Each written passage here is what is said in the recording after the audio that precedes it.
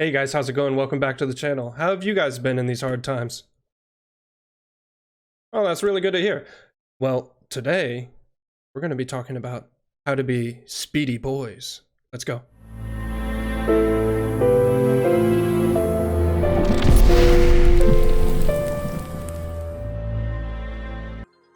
With Phase 3 coming to an end, moving into Phase 4, there have been a lot of videos of various different guilds posting their Blackwing Lair speedrun times on YouTube, and some YouTubers and Twitch streamers reacting to those speedruns. Since speedruns have been getting so much hype, I thought it would be good to give people a little bit of a rundown on what sort of raid composition you would want to use for a speedrun, and why you would want to use that raid composition. Why you use very little of some classes and more of other classes, what specific purpose that class is going to fulfill in the raid and the reason you bring them, and even the type of debuffs that you're going to be using with that specific raid composition.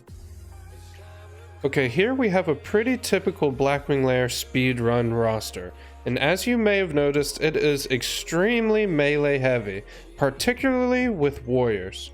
Now, if you're kind of newer to the game, you might ask, why are we so melee heavy? And that's because melee scale incredibly well at the early stages of the game. Not only do the melee do very good damage, but warriors, even in DPS spec, can wear full plate armor and tank some of the trash mobs if necessary. Additionally, warriors have cleave and whirlwind to AoE down trash packs very quickly, while also having two major cooldowns to burn down any single boss or trash pack extremely fast if utilized. Rogues, on the other hand, while they do great damage, can't off-tank mobs and have less reliable AoE, having to rely more on their cooldown Blade Flurry to do consistent AoE damage. However, even though they have less reliable AoE, we do still need rogues, of course for their damage, but primarily to disarm the traps in the suppression room, so that we can quickly move through the suppression room without any hesitation. Okay, so you guys might notice that we only have 2 caster DPS for this speedrun roster, and that is 1 Warlock and 1 Mage. And why is that? That's because Warlocks and Mages at this phase of content can just not keep up with the damage output that a Warrior and Rogue can do. However, we still need one of each class so that they can fulfill a specific purpose within the raid. The Mage, for example, has excellent AoE damage for some trash pulls, but more specifically is utilized as a techie tank for the later trash pulls with the Goblin mobs. The techie mage tank can gather up these goblin mobs on the pole and kite them around as he's AoEing them.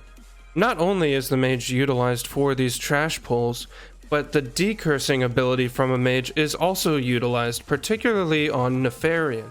The mage spec that you would be running typically would be the Arcane Power Frost mage spec. However, there are different specs you can use depending on how your raid wants to do specific trash pulls. I wanted to make a quick announcement before we move forward in the video. Over the past few months, and especially recently in these past few weeks, I've been receiving a lot of PMs from you guys, especially the Warlock players out there, asking how they can improve their gameplay. Back when it was Phase 1 and Phase 2, they were concerned on how to improve their parses in Molten Core, and now in Phase 3 and Phase 4, they really want to perform their best in Blackwing Lair, especially now that they have Bloodvine. And I've been receiving a ton of requests asking how people can improve.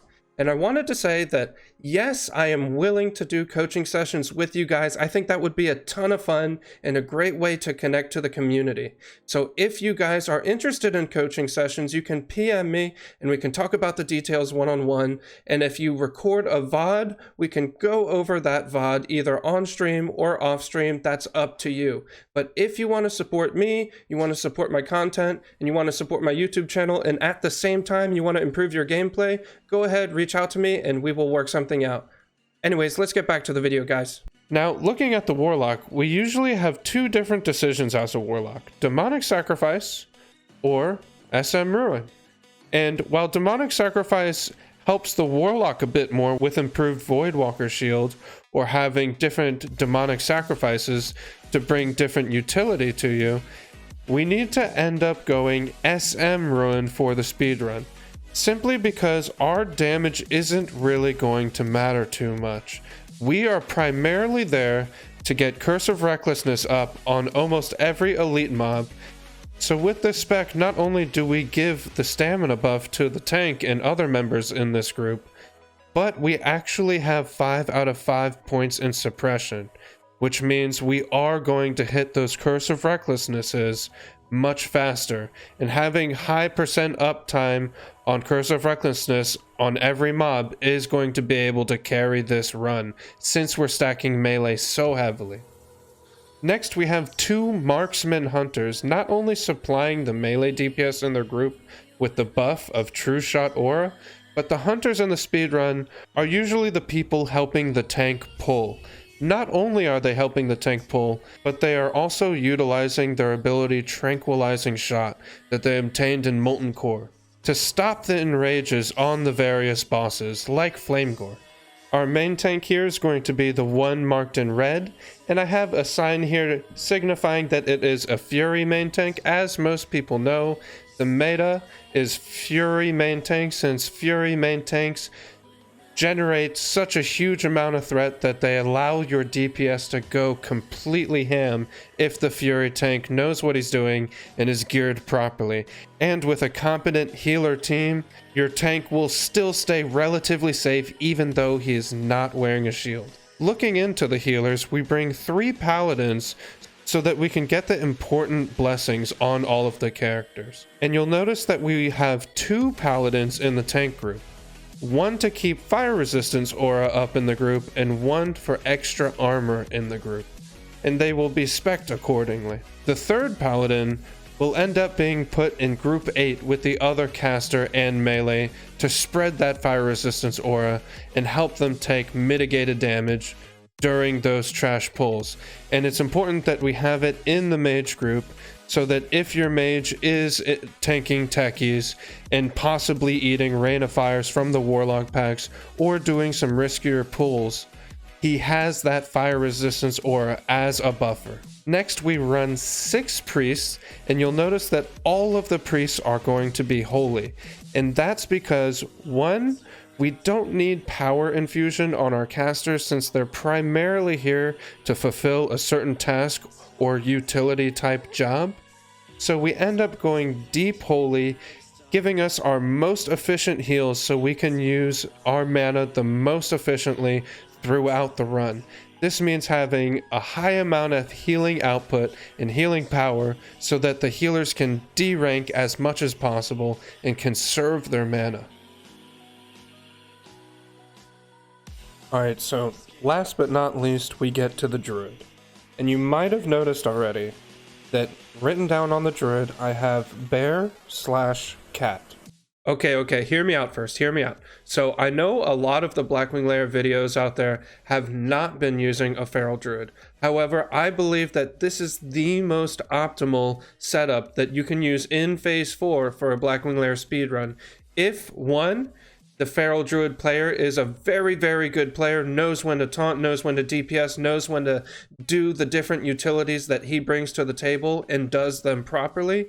And 2, your healer team can deal with not having a supportive Druid healer helping them out in the background. So if those conditions are met, I think that having a feral as your 1 Druid applying Fairy Fire is actually quite good. So let's keep going. Primary role outside of healing or doing whatever they're spec'd into is just applying the debuff Fairy Fire, and applying this debuff on almost every single elite mob and boss throughout the speedrun.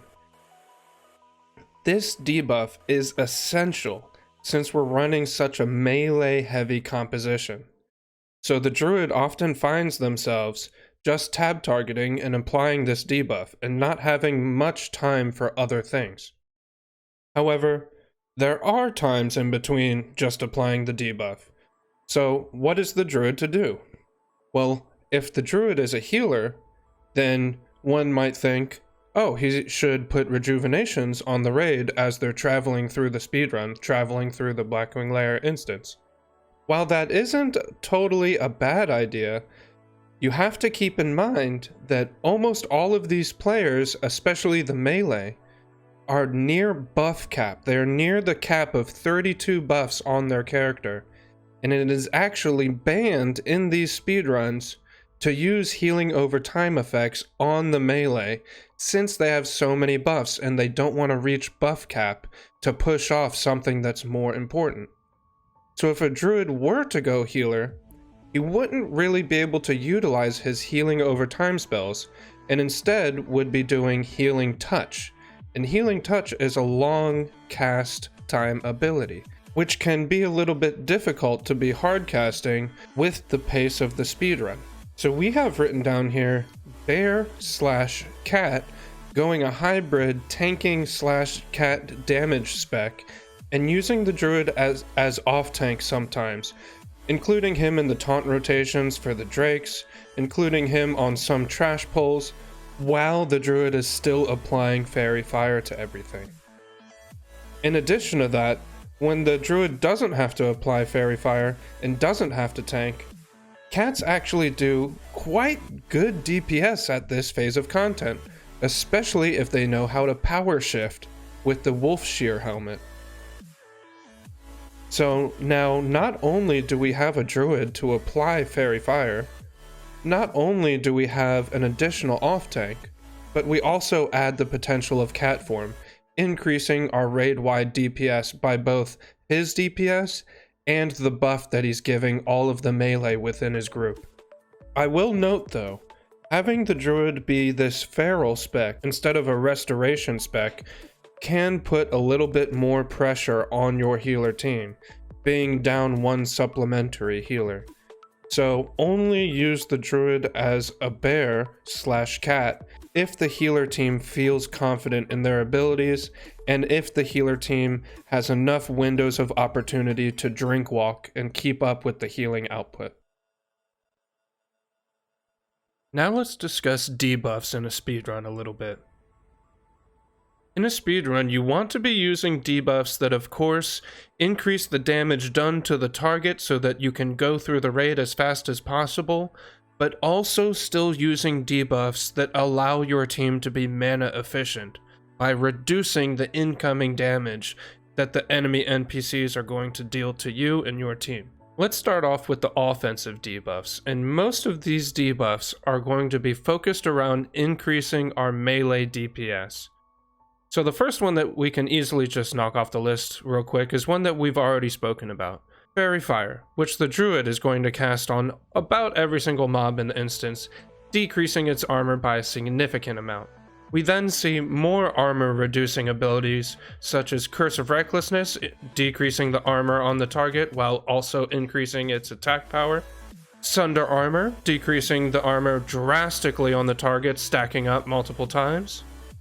And sometimes even Annihilator Axe, depending on your raid coordination, how many people have it, and what boss you're fighting. In addition to the armor reducing debuffs, we also use Gift of Arthas, which increases physical damage taken by 8 for 3 minutes. Now, 8 damage doesn't really sound too significant, but when you have a massive amount of melee, all dual wielding, your warriors constantly proccing Flurry for increased attack speed, all of your melee have Warchief's Blessing, this damage adds up very, very quickly and is an excellent debuff. And the last offensive debuff that we're going to use is Hunter's Mark.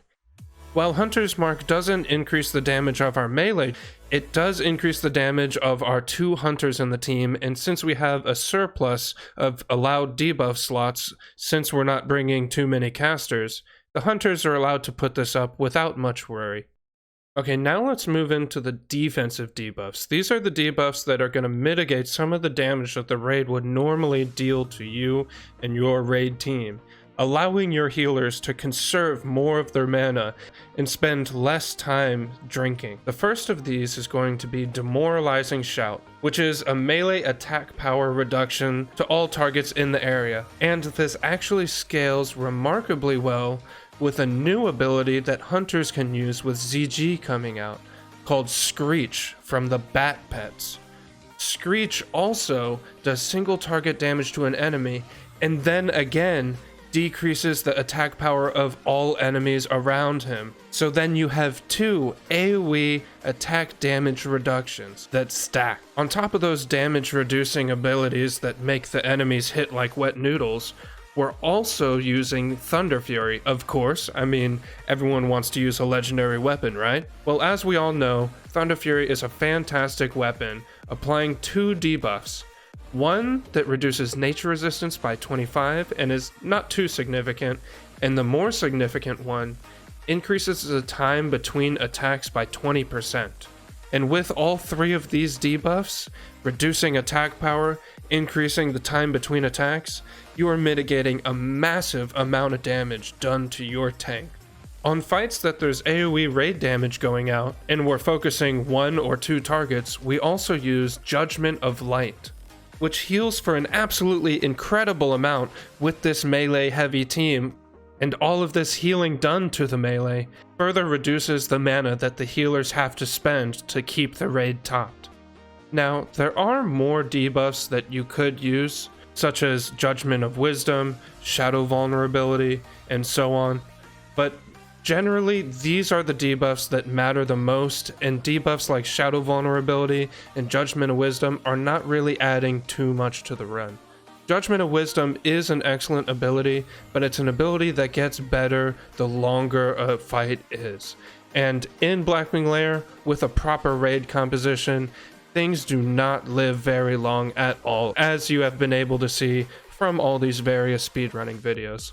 So while there are more debuffs you can use, these are the absolute essential ones that you must have up. Alright, that's a brief overview of speedrunning Blackwing Lair. We will be doing more of these type videos going forward for AQ and Naxxramas, and we will be doing VOD reviews as well of my raids in particular, where we'll go into much more detail than what we did in this video. But if you guys have any questions, go ahead and leave them in the comments down below. I try to read as many as I can. I really do. And also, please hit that bell icon and subscribe. I really appreciate it. I know a lot of you guys don't hit the bell icon, and it really would mean a lot to me if you did. The channel's growing slowly but steadily, and I appreciate all the support you guys have been giving me. Thank you so much. Till next time, guys. I'm out of here.